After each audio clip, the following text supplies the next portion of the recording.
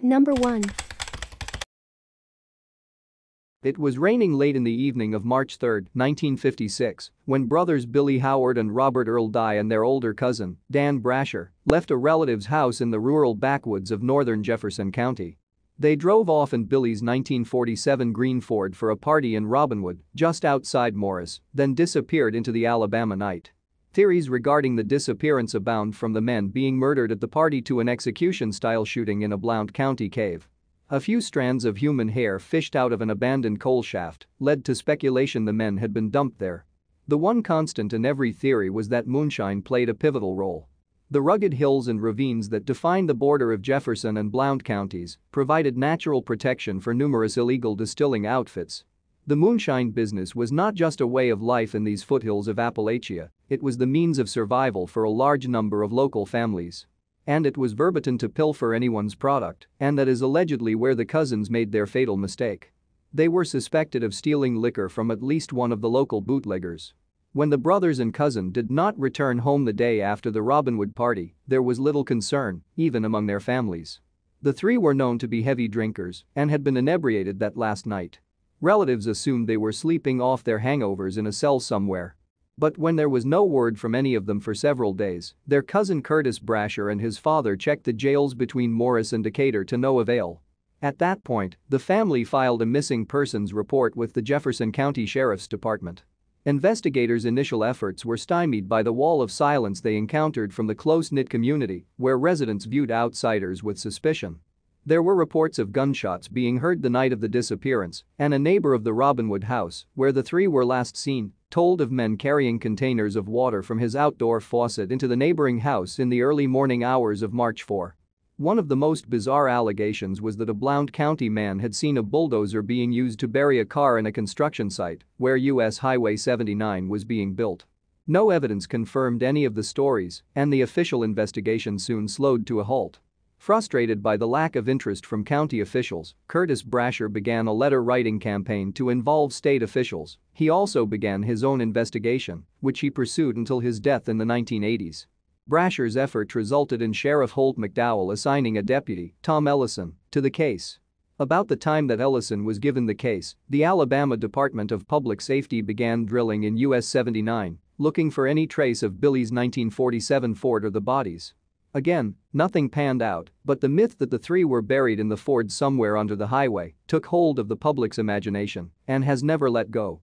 Despite Brasher's best attempts to keep interest in the case alive, he even corresponded with the Federal Bureau of Investigation's J. Edgar Hoover. The disappearance of the three men took a back seat to other cases during the 1960s. Then in 1972, Jefferson County got a new commissioner, Tom Gluer, and the case once again became front-page news. Gluer believed the missing car was still buried underneath the concrete of US 79, so he ordered county workers to start drilling. 3 years later, Gluer asked the US Navy for the use of their metal detectors to scrutinize the other side of the highway. When the sensitive detectors indicated large pieces of metal were below the site, the county commissioner ordered another dig. Both efforts came up empty. One of the most bizarre allegations was that a Blount County man had seen a bulldozer being used to bury a car in a construction site where US Highway 79 was being built. Ellison, the deputy assigned to the case, alleged in a 1970s article that McDowell pulled him off the case because the deputy was too close to solving the disappearance. O.M. Raines, a state investigator involved in the case through 1975, said in a 1984 Post-Herald article that the Dye brothers were buried under US 79. A total of 3 witnesses eventually came forward to say they saw a car being buried beneath the under-construction highway, and another witness near the site told of hearing a bulldozer operating the night of their disappearance. Raines' theory was that the brothers were killed at the Robinwood party, and Brasher was murdered a few days later and buried in a Morris area cemetery. And, like Ellison, Raines was convinced that the sheriff hampered the investigation because of department ties to local bootleggers, allegations that were never proved. Now, more than 60 years after the three vanished, their disappearance is the oldest active case for the Cold Case Squad. The Jefferson County Sheriff's Department still receives tips concerning the men. If the tips seem viable, they are checked out, according to Captain Steve Green, head of the squad.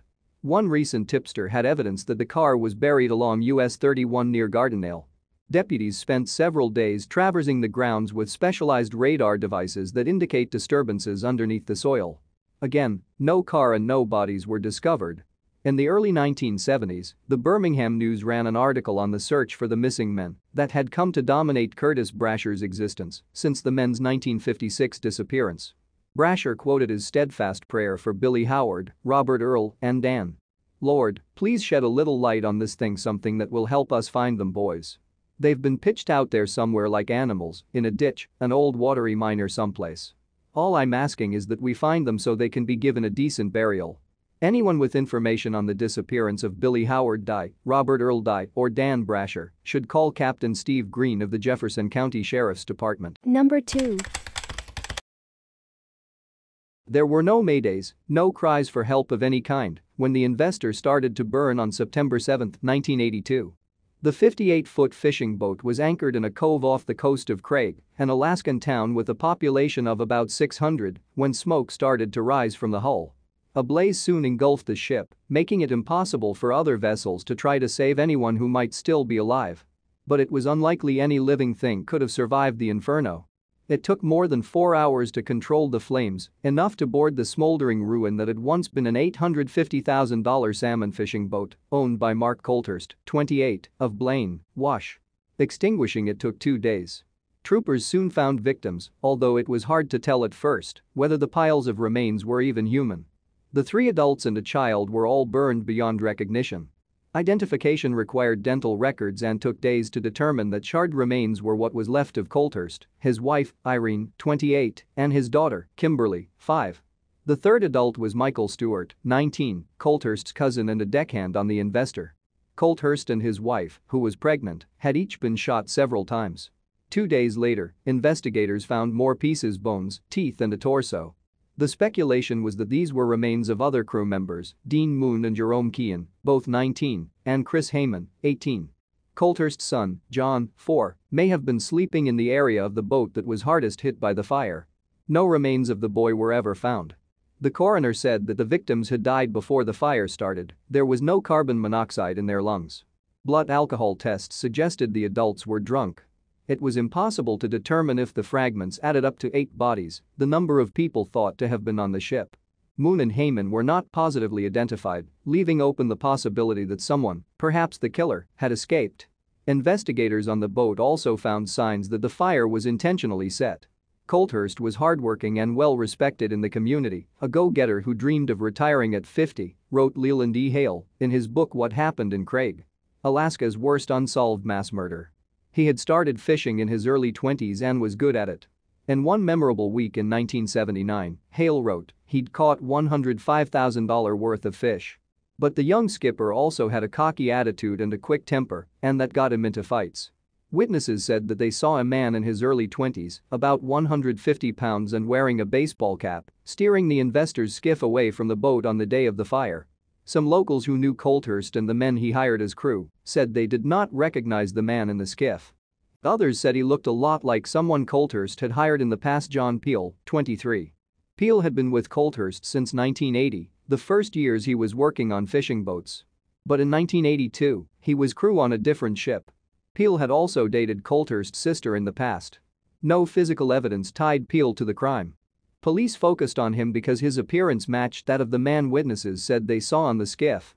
But as Craig's mayor told the Associated Press, there were probably 500 guys in town at that time that looked just like him.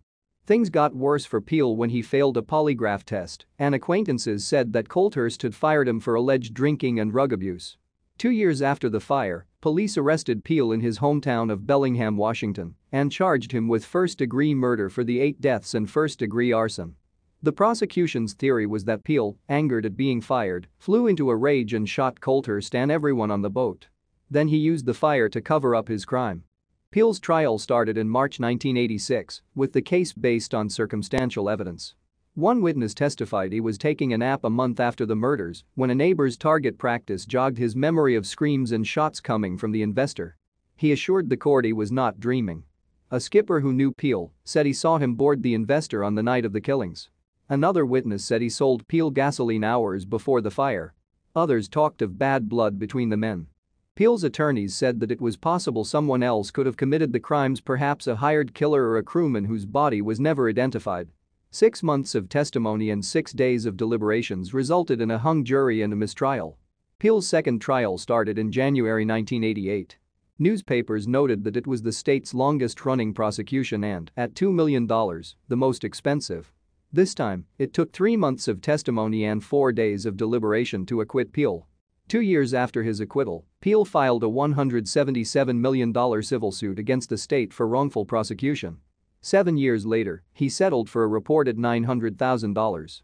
In an interview on A Current Affair shortly after his acquittal, a reporter asked Peel what he thought it would take to clear his name. For them to solve the case, he said. 37 years later, the identity of the killer remains a mystery. Number 3. Is he dead or alive? 18 years ago, Fisher's family was murdered in their Scottsdale home, and hours later, the house exploded into flames. Fisher was never seen again. He is, and has always been, the only suspect. The question of whether Fisher is dead or alive has different answers, and nobody can agree. So, Arizona's family went back to the exact GPS coordinates of Fisher's last known location, in the middle of the Arizona woods, and retraced steps in the investigation, talking to those who have been closely involved to try and get that answer. And this is what we found. I still go back to that phone call, said retired Scottsdale Police Detective T.J. Giron. It would be a perfect opportunity to not be found, said current detective John Heinzelman. He's a monster. It's that simple, said Giron. We asked both detectives the big question. A lot of time, it's the simplest answer is the answer, said Heinzelman. It was on April 10, 2001. 911? The dispatcher asked. It just like blew up. The caller said. What's on fire? Asked the dispatcher. The whole house, the caller said. The calls kept coming in. The whole house exploded, said another caller. Were there people inside the house? Asked another dispatcher. Yes, there were, and they're probably dead, the caller said. April 10, 2001 was the beginning of a notorious piece of Arizona history. It was 8:30 in the morning. The Fisher family's Scottsdale home exploded into flames, with wife Mary, 12-year-old daughter Brittany and 10-year-old son Bobby inside. Giron was one of the lead detectives on the case and instantly found something was very wrong. Think we have a homicide here, he recalled. A natural gas line had been cut and accelerant spread throughout the house and over the 3 bodies to cause the explosion. But it wasn't the fire that killed Mary, Brittany and Bobby. He slit their throats while they were sleeping in bed. He slit his wife's throat, and then the FU shot was the bullet in the head, he said. Instantly the search was on for the only person missing, husband and dad, Robert. There were pictures of him the night before the fire at a nearby ATM. He took out $280. That's an odd amount, and it's not much, said reporter Brianna Whitney. Right, said Heinzelman. What's your insight on that? Asked Whitney. My personal thought is the ATM was what I'll call a breadcrumb to us, to say that I'm not there. I'm smarter than you. I got away, he said. Heinzelman said Robert likely had a 12-hour start ahead of authorities. At that point, there was no other suspect. Robert was the only one. But how and why could he do this? I know Mary and Robert had some problems, said longtime Fisher family friend Lori Greenbeck. He was definitely controlling. Greenbeck's daughter was best friends with Brittany. Mary also worked for Greenbeck's company. But despite a rocky marriage, Greenbeck couldn't believe the police were suspicious of Robert. They think Robert did this. And my husband and I were like, there is no way, she said with disbelief. As the days after the fire went on, Greenbeck's thoughts changed. And then they found the SUV. Miles away in the woods near Young, Arizona, Robert's 4Runner was found a week later with his dog Blue guarding it. But no Robert. Our team drove out to the wooded area to check out where the car was found 18 years later. It's so vast, you could walk 100 yards in any direction and get lost from the place that you started. But Greenbeck said Robert knew the area like the back of his hand, even in the dark. 1 week before the fire, Robert had taken Greenbeck's husband up camping and riding quads. That remote location is where his car was ultimately found. It was the same area that your husband had been? Asked Whitney. Yep. Right where they had been, said Greenbeck. So my husband thinks now he was up there scouting it while they were camping. Authorities searched nearby caves with no sign of him. But the 2 detectives said one place was never searched. The area where the car was found, the 4Runner was found, is less than a mile from the Fort Apache Indian Reservation and Territory, and that is strictly no hunting, no trespassing area, said Heinzelman. Why at the time did Scottsdale PD not talk to the tribe about searching that area? Whitney asked Giron. To be honest with you, Brianna, I couldn't answer that, he said. Jiren remembers the haunting phone call he got right after they found the Forerunner. I got a call from a couple that was actually up there a few days before we found the truck, and they were on the old Young Road, said Jiren. The two saw a man walking toward the highway. And as she passed him, she looked at her husband and said, "That looks like Robert Fisher." So, he walked out of there, said Jiren. For years, tips poured in. To this day, they still do. In 2004, a man in Canada was taken into custody with uncanny similarities to Robert. He had the missing tooth, he had the back scar from the surgery that Robert Fisher had years prior when he was in the Navy, said Heinzelman. But his fingerprints did not match Robert's. "Can you change your fingertips?" Whitney asked Jiren. "No," he said. "You can't change your fingertips. Fingerprints are life. No tip or lead has ever checked out." Almost 2 decades later, time has gone on, but Greenbeck's thoughts are as raw as ever. "If Mary had ever had any idea, she would have been out of there," Greenbeck said as tears welled up in her eyes. "We loved her and the kids. It's crazy after all this time how it's still painful," she said while crying. After examining the case, we asked Heinzelman and Jiren that big question. "Do you think Robert Fisher is dead or alive?" Whitney asked Heinzelman. "He went off into the woods and committed suicide," he said. "Do you believe Robert Fisher is dead or alive?" Whitney asked Jiren. "I lean that he is still alive," Jiren said. "And if he is, for Jiren, the dread of danger looms. Let's say he is with somebody. Now he needs to leave again. What's he gonna do?" He said with fear in his voice. "If he did it once, why not do it again?" But that's just it. The unknown is the reality. "Maybe this is the best we have, knowing he did it and never finding him again," said Heinzelman. Questions still remain. Will authorities ever search the Indian reservation? Can somebody live off $280 and never be seen or caught for 18 years? Dead or alive, until remains are found or Robert is found alive, this mystery continues. But his story ends in the Arizona woods, for now. Number 4. Unlike some of other Arkansas hauntings, the Gurdon ghost light is a present phenomenon and not something that's only been seen in the past. It's been seen on television, photographed by tourists and generally accepted as existing. Unsolved Mysteries even came to town to document it in 1994. The mystery isn't whether it exists or not. The mystery is what exactly the light is. The local people tell a legend to explain the light, but Unsolved Mysteries told a different one. A common theme to both legends is that the ghostly apparition is a railway worker. The location is still in use by the railways, and the way the light moves would remind you a railway worker carrying a lantern. One of the legends is historically accurate. In 1931, William McLean, a Missouri Pacific Railroad foreman, fired Louis McBride, or Louis McBride. McBride then killed McLean. The events leading up to the murder are a bit sketchy. Some sources say the argument was because McBride sabotaged a section of track and caused a derailment. Others say McBride was asking for more hours and McLean wouldn't give them to him. An article from the Southern Standard, an Arkadelphia paper, in 1932 states McBride told the sheriff that he killed McLean because McLean accused him of being the reason that there was a train accident a few days prior. So, this is likely the true legend. Either way, McLean was beaten to death with a railroad spike maul.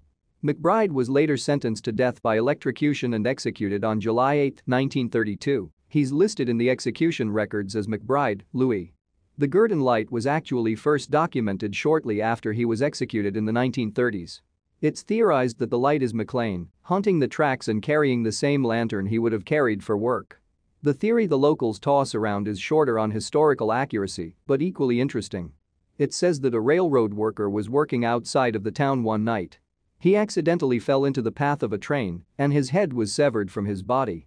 They never found his head. Local people say the light is actually the light from his lantern as he walks the tracks searching for his missing head. It was fairly common for railway workers to be injured or even killed, so it is possible that one was decapitated. This light cannot be seen from the highway. You have to go to it. It's a 2.5-mile hike to the place where you can view the mysterious lantern. You will pass by 2 trestles before it is seen. The spot is marked by a slight incline in the tracks and then a long hill. The light is an eerie white-blue light which sometimes appears orangish. The light sways back and forth and moves around on the horizon. The light is frequently seen on the darkest nights and best seen when it is cloudy and overcast. Check out the Roadside America map before you go. Unsolved Mysteries didn't find out what the light really is, neither have any scientists that have checked out the area, but there are a few theories. One leading theory is that it is actually just highway lights reflecting through the trees. Historians, however, disagree. They say the light has been written about and spoken about since before the highway was even there. Scientists have tried to explain the light and concluded it can't be highway lights. In a 1980s Arkansas Gazette article, a former graduate student at Henderson State University researched the light and stated, "The nearest interstate to the tracks is about 4 miles away, and a large hill stands in between the tracks and the interstate. If the light was caused by passing headlights, it would have to be refracted up and over the hill to be visible on the other side." The article claimed Klingon attempted to gauge the length of time it would take a car to cross the horizon point at a 45-degree angle, the angle of the interstate to the tracks, at 55 miles an hour. Moving at 80 feet per second, he explained, the lights would be visible much longer than the second it takes for the Gurdon light to appear and disappear. Klingon also walked close enough to the highway to hear the sounds of specific trucks. He insisted the sounds never coordinated with the appearances of the light. Dr. Charles Leeming, professor of physics at Henderson State University, was an authority on the light before his passing. He and his students did many observations of the light. One impressive find was that when the light was viewed through filters, the lights never polarized. Any mirage light would polarize. They also could find no electromagnetic current on a galvanometer and that the light appears consistently, regardless of atmospheric conditions. There is also a theory that suggests stress on the quartz crystals underneath Gurdon causes them to emit electricity and produce the light. They call this the piezoelectric effect. The theory is that the New Madrid fault, which runs through this area, puts intense pressure on the crystals and squeezes them together, causes them to develop a charge and put off a spark. Gurdon, Arkansas is located about 75 miles south of Little Rock on Interstate 30 and is located just east of the interstate on Highway 67. The light is outside of town and along a stretch of railroad tracks. It takes a couple of hours to reach the location. You can ask for directions in Gurdon. Ask at any gas station. Everyone in this small town knows what you mean, they call it Ghost Light Bluffs. There is a similar light with a similar story in Crosset. Crosset has lots of quartz too. This one I've actually seen for myself. It's quite bizarre, but I don't think it looks like a lantern. It's a very crisp, clear light that you can see moving around. My friend and I tried to get close enough to it to see what it was, but that is impossible, it keeps moving around, and once you get to where it was, it's gone. This a popular spot for kids on Halloween. Number 5. The questions have stymied law enforcement agencies, haunted family members and intrigued the public for more than half a century. Did the 3 men who escaped in 1962 from Alcatraz, then known as the world's most impenetrable island prison, a place for only the most hardened of criminals, survive their brazen attempt? And, if so, are they still alive, nearly 56 years later? To this day, Frank Morris, Clarence Anglin and John Anglin remain the only people who have escaped Alcatraz and never been found, a disappearance that is one of the country's most notorious unsolved mysteries. The prevailing theory is that Morris and the Anglin brothers drowned after leaving Alcatraz Island and attempting to cross the frigid San Francisco Bay. But in a newly surfaced letter sent to San Francisco police in 2013 and obtained by CBS affiliate KPIX, a man claiming to be one of the escapees said that all 3 of the prisoners survived the attempt but that he was the only one still living. "My name is John Anglin," the handwritten letter began. "I escaped sick from Alcatraz in June 1962 with my brother Clarence and Frank Morris. I'm 83 years old and in bad shape. I have cancer. Yes, we all made it that night, but barely." The letter claimed that Morris died in 2008 and that Clarence Anglin died in 2011. The note continued, "If you announce on TV that I will be promised to first go to jail for no more than a year and get medical attention, I will write back to let you know exactly where I am. This is no joke." That was nearly 5 years ago. A U.S. Marshals Service representative told the Washington Post that the agency believes the letter is without merit. According to the agency, the letter was submitted to an FBI lab for forensic handwriting analysis, comparing it to samples from all 3 escapees, and the results were inconclusive. At this time, there are no leads stemming from the 2013 anonymous letter, the Marshals Service said in a statement. It's unclear why it took nearly 5 years for the letter to surface. FBI officials did not immediately respond to requests for additional details Wednesday morning. Whatever the fate of the escapees, the bold prison break from a maximum security facility nicknamed The Rock has become the stuff of legend, immortalized in the 1979 movie Escape from Alcatraz, which starred Clint Eastwood. According to the FBI, this much is known.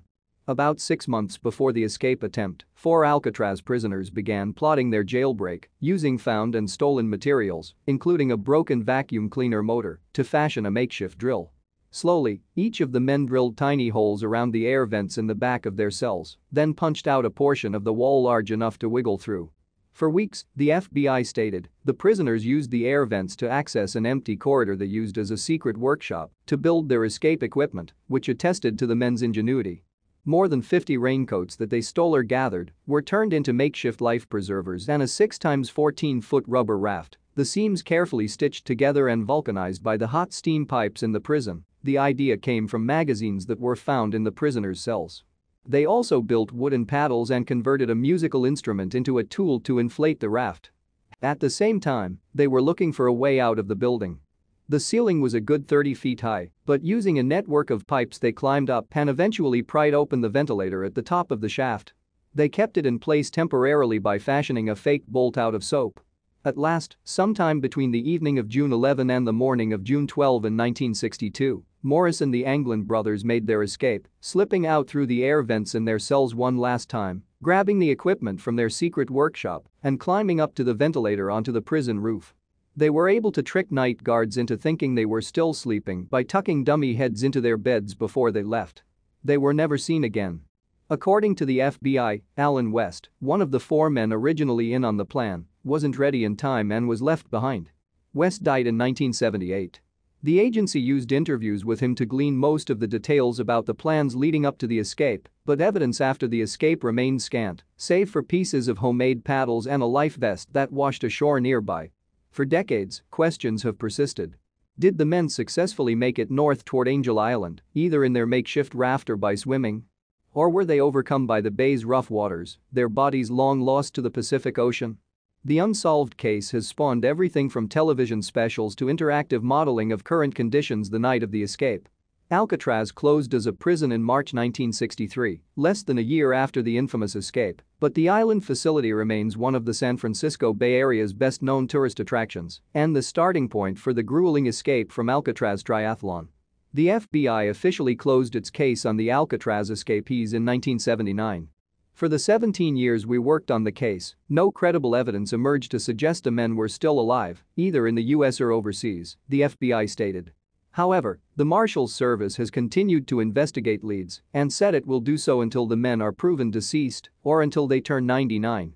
The ongoing U.S. Marshals investigation of the 1962 escape from Alcatraz Federal Prison serves as a warning to fugitives that, regardless of time, we will continue to look for you and bring you to justice. Marshal Don O'Keefe of the Northern District of California said in a statement in 2012, the 50th anniversary of the escape.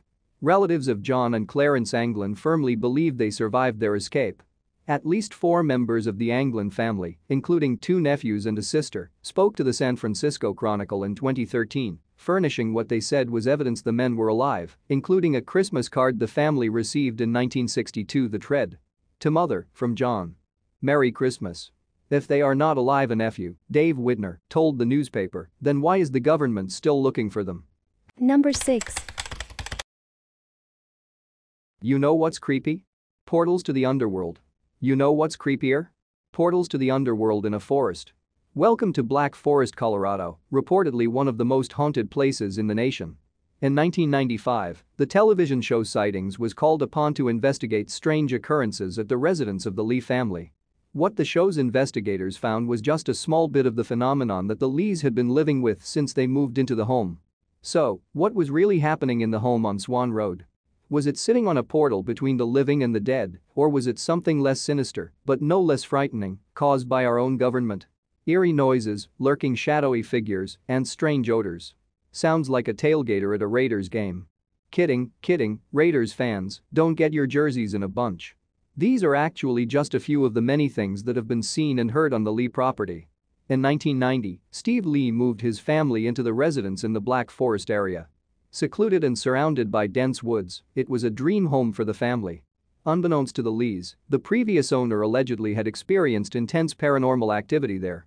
He didn't share his experience because he thought people would just laugh at him and call him crazy. When the family purchased the home, they were basically going in blind to a supernatural sinkhole. The activity started pretty small with lights and electronic devices turning off and on, along with some strange noises. Weird, for sure, but not unheard of in homes surrounded by trees and natural space. Weirdness really jumped up a notch when the children began to see shadowy figures skulking about the woods around the home. Soon, the entire family was affected by a recurring chemical odor that burned their throats and ears. The Lees initially felt that they were the target of pranksters. However, after they installed motion detectors and cameras, they were convinced otherwise. The motion detectors started going off when nothing seemed to be near them, eventually tallying up 62 alleged break-ins. The problem was there was not one single piece of evidence that anyone had been in the home, and nothing was missing. In fact, local authorities would make 45 separate trips to the cabin, never finding any proof of criminal activity.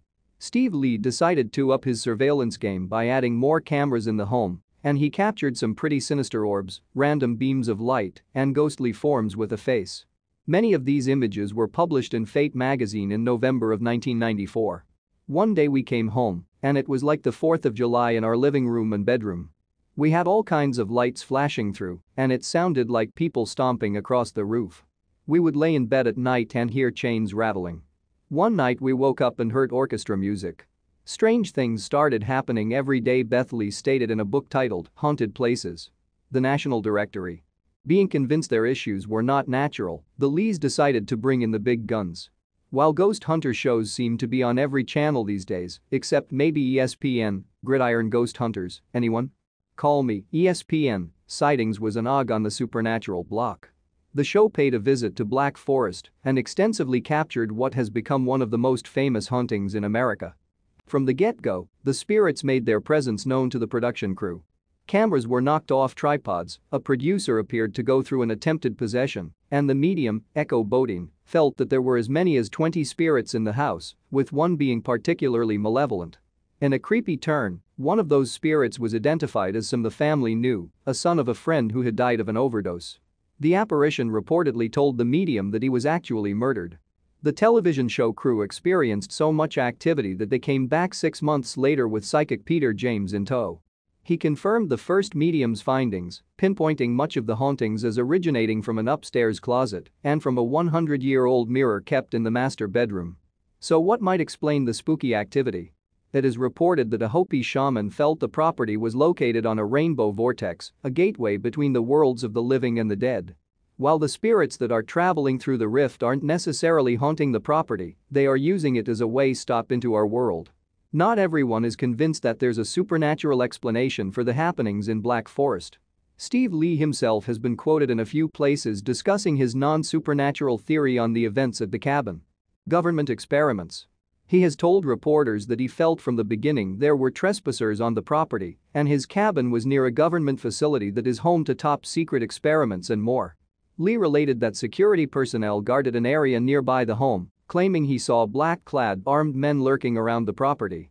He suspects that the whole experience the family had been through was an experiment in mind control. Lee has expressed his beliefs that the government was testing biological weapons, psychic warfare, mind control, and laser holograms. He even tried to bring the FBI into the mix, without success. I truly think the US government has a hand in this. I don't think any one individual could get away with this for this period of time without getting caught. The government does testing out here that has military implications, Lee said. Because the TV show drummed up so much interest in the Lee property, many have tried to debunk the haunted theory. This includes a state senator and an electromagnetics expert. These two men, as well as most others, have walked away believers. Interestingly, it was reported that the Lee family put the property up for sale in 2013, the same year as the Black Forest fire that decimated much of the area. However, it has also been reported that Steve Lee has chased people off the property as recently as 2016, which of course is his right as the homeowner, so let's give him privacy. Please don't seek out this house, so we may never know the truth about the bizarre events on Swan Road. Number 7. The New Haven Green in downtown New Haven, a city in Connecticut, USA, is a small park of about 16 acres. Being surrounded by buildings of the Yale University, courthouses, the New Haven Free Public Library and numerous municipal and commercial structures, the park stays typically busy throughout the day. During public events such as classical music and jazz concerts and art festivals, which the Green regularly holds, the crowd can swell to hundreds of thousands. For some who are aware of the park's legacy, this is somewhat disturbingly morbid. The Green was built in 1638 and was originally conceived as a trade center and town square and was in fact known as the marketplace. This common land at the heart of the thriving commercial port was used for various purposes. It was the site of the first meeting house. It contained the town's watch house, the jail, and the first school. The Green also held a succession of statehouses and was used as parade grounds for the New Haven militia. Unbelievably, there was still room left in the Green to bury people. For the first 150 years of New Haven's existence, the Green was used as the main burial grounds for the residents of the community. But when the grounds started to become much too cluttered with gravestones, the practice was stopped and a new burial ground was established. The last burial took place in 1821. Soon after, many of the headstones on the Green were removed and relocated to the new cemetery, the Grove Street Cemetery, located 2 blocks away adjacent to the Yale University campus for preservation. But the remains themselves were not moved. In the mid-1800s, in an effort to reclaim the land, several feet of dirt was spread over the graves, hiding nearly all evidence of the thousands of people buried there except one little area. Over this small portion of the town's burial ground, the First Church of Christ, also known as the Center Church, was erected in 1812-14.